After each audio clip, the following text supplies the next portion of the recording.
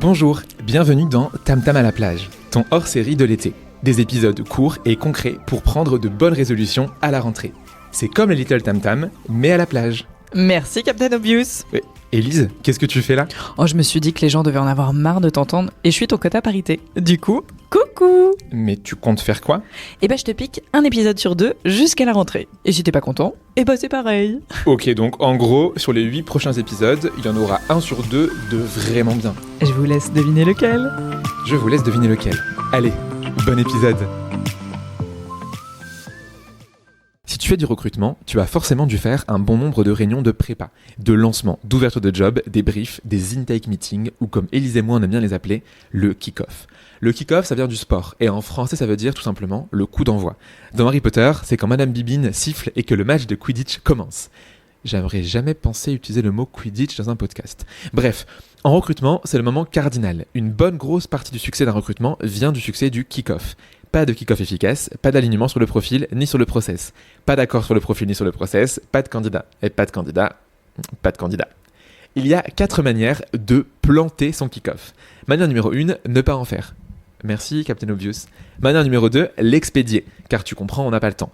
Manière numéro 3, laisser les hiring managers conduire la réunion et dire oui à tout.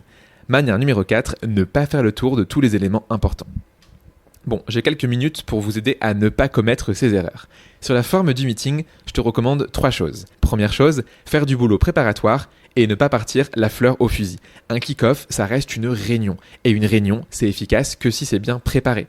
Pour le kick-off, le mieux, c'est de demander aux hiring managers de pré-remplir un document que tu auras envoyé en amont. Comme ça, l'échange, est un échange. Et c'est pas juste toi qui poses des questions et eux qui répondent.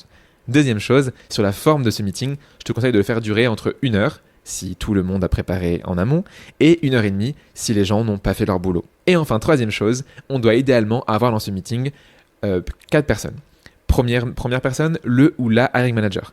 Deuxième personne, un ou une contributrice individuelle, quelqu'un qui fera partie de l'équipe, qui sera du coup le père de la future recrue.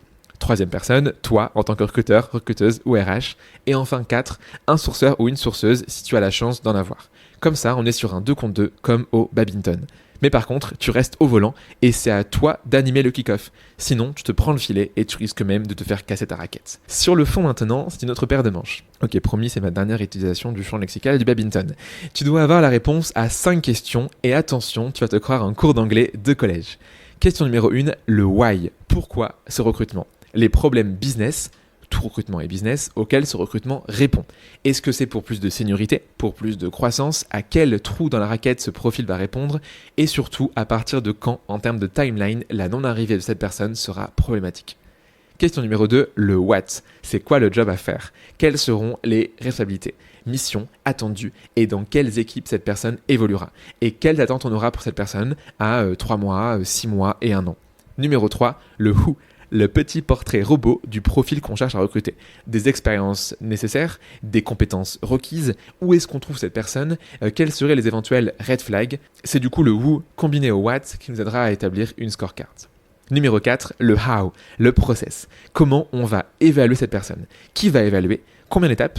Comment on s'assure de nurturer la personne ? Là-dessus, je vous conseille l'excellent épisode de Tam Tam avec Ludivine. Et enfin, on a une 5e question qui est le how much, le budget pour le job. Si on a de la chance d'avoir un magnifique calculateur de salaire en interne comme chez Shine, la question est vite répondue. En revanche, pour les 99,9% d'autres boîtes qui n'ont pas de grille de salaire, je vous rassure, ça n'a jamais trop été mon cas, il faudra répondre à la question. Quelle fourchette ? Jusqu'où on peut monter ? Et surtout, à quoi ressemble le salaire marché pour ce profil ? Là-dessus, on peut utiliser des outils comme la grille de salaire de Product Crew, par exemple. Et si on veut vraiment de la précision, on passe chez Figures pour savoir exactement comment se comparer à d'autres boîtes et savoir si on paye bien ou pas. Avec tout ça, on devrait donc être capable d'être efficace avec notre kick-off et de partir sur de bons rails. Et pour partir sur ces bons rails, tu trouveras en lien de l'épisode une partie du kick-off qu'on t'offre en cadeau d'été. Chanceuse et chanceux que vous êtes, vous pourrez donc partir en vacances tranquille et savoir qu'à votre retour, vous aurez un template de kick-off qui vous attend. Tim pam palam, le TGV numéro 3482 en provenance de la prise de brief sur un post-it et à destination de l'efficacité au recrutement va partir. Prenez garde à la fermeture des portes, attention au départ. Bon, allez, à la semaine prochaine avec Élise pour un prochain épisode de Tam Tam à la plage.